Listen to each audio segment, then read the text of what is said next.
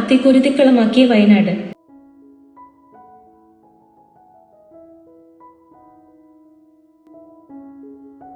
മലയോര പ്രദേശമായ വയനാടിന്റെ ഭൂപ്രകൃതിയെക്കുറിച്ച് നല്ലപോലെ അറിയുന്ന സർക്കാർ റിസോർട്ടുകൾക്കും ഹോട്ടലുകൾക്കും യാതൊരു മാനദണ്ഡനവുമില്ലാതെ ലൈസൻസ് കൊടുത്തതാണ് ഈ ഉരുൾപൊട്ടലിന് കാരണം എന്നത് പകൽ പോലെ സത്യം. എന്നിട്ടും എന്തുകൊണ്ട് ഇതിനൊരു പരിഹാരം കാണാതെ സർക്കാർ ഇരുട്ടിൽ തപ്പുന്നു? ടൂറിസം വികസനത്തിന്റെ പേരിൽ യാതൊരു മാനദണ്ഡനവുമില്ലാതെ മുക്കിനും മൂലക്കും കോൺക്രീറ്റ് കെട്ടിടങ്ങൾ പണിതാൽ പ്രകൃതിയുടെ ബാലൻസ് നഷ്ടപ്പെടും എന്നുള്ളത് കൊച്ചുകുട്ടികൾക്ക് വരെ അറിയാവുന്ന കാര്യമാണ്. പക്ഷെ നമ്മുടെ ഭരണകർത്താക്കൾക്ക് മാത്രം അത് അറിയില്ല.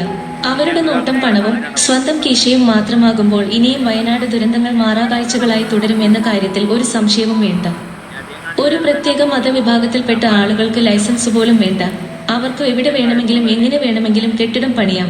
ചോദ്യം ചെയ്താൽ ഗുണ്ടായിസം കാണിക്കുമെന്നാണ് വയനാട്ടുകാർ പറയുന്നത്.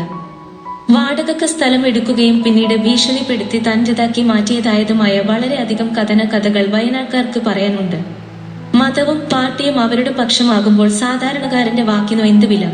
പട്ടയമില്ലാത്ത മിച്ചഭൂമിയിൽ റിസോർട്ട് പണിതവർ വിലസുന്ന വയനാട്ടിൽ സാധാരണ നാട്ടുകാരൻ വെറും നോക്കുകുത്തിയായി മാറിയിരിക്കുകയാണ്. ദൈവത്തെ മറന്ന ടൂറിസം വികസനത്തിന്റെ പേരിൽ മയക്കുമരുന്നിന്റെയും വ്യഭിചാരത്തിന്റെയും ബിസിനസ് തകൃതിയായി നടത്തുന്ന വയനാട്ടിൽ ഇങ്ങനെയുള്ള ചില ശിക്ഷാവിധികൾ ദൈവം നടത്തും എന്ന് ഒരു പ്രായം ചെന്ന വൃദ്ധൻ വേദനയോടെ പറഞ്ഞത് ഞാനിപ്പോൾ ഓർക്കുന്നു. ബാംഗ്ലൂരിലെയും കൊച്ചിയിലെയും തമിഴ്നാട്ടിലെയും യുവതി യുവാക്കൾക്ക് അവരുടെ കാമപൂർത്തീകരണത്തിനുള്ള സ്ഥലത്തിന്റെ പേരായി വയനാട് മാറിയപ്പോൾ ദൈവത്തിന്റെ നോട്ടത്തിൽ ആ സ്ഥലത്തിന്റെ പേര് സൊദോം ഗോമോറ എന്നായി മാറിയതാവാം ഈ ഉരുൾപൊട്ടലിനുള്ള ഒരു കാരണം. മതവും പാർട്ടിയും നോക്കാതെ വയനാടിന്റെ പ്രകൃതി സൗന്ദര്യം നിലനിർത്തിക്കൊണ്ടുള്ള ഒരു മാറ്റം വരുത്തുവാൻ ഭരണപക്ഷവും പ്രതിപക്ഷവും സർക്കാർ സ്ഥാപനങ്ങളും ഒരുപോലെ ശ്രമിച്ചില്ല എങ്കിൽ ഈ ദുരിതങ്ങൾ ഒരു തുടർക്കഥയായി മാറും.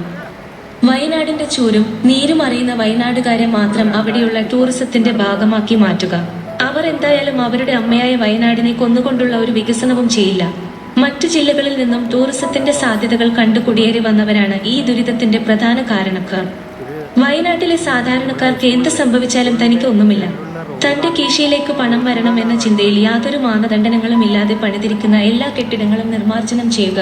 ലൈസൻസ് ഇല്ലാത്തതും പുറമ്പോക്കിൽ പണിതിരിക്കുന്നതുമായ കെട്ടിടങ്ങൾ അത് ആരുടേത് ആണെങ്കിലും ഏത് മതത്തിൽപ്പെട്ടവരുടേത് ആണെങ്കിലും ഏതു പാർട്ടിക്കാരന്റെ ആണെങ്കിലും തകർത്തെറിയാൻ തന്റേടവും സാമർഥ്യവുമുള്ള ഉദ്യോഗസ്ഥരെ വയനാട്ടിലേക്ക് അയക്കുക. അവർ ആയിരിക്കട്ടെ വയനാടിന്റെ വീണ്ടെടുപ്പുകാർ. വയനാടിനെ സ്വിറ്റ്സർലാൻഡ് പോലെ ആക്കുമെന്ന് വിളിച്ചു പറഞ്ഞുകൊണ്ട് നടക്കുന്ന മന്ത്രിമാരെക്കാൾ നമുക്കാവശ്യം വയനാടിനെ അതിന്റെ എല്ലാ സൗകര്യത്തോടുകൂടി പരിപാലിക്കുന്ന സാധാരണക്കാരായ ഗ്രാമീണരെയാണ്. അതെ, വയനാട്ടിലെ യുവജനത ഒറ്റക്കെട്ടായി ഇറങ്ങാൻ ഇനി വൈകിക്കൂടാ.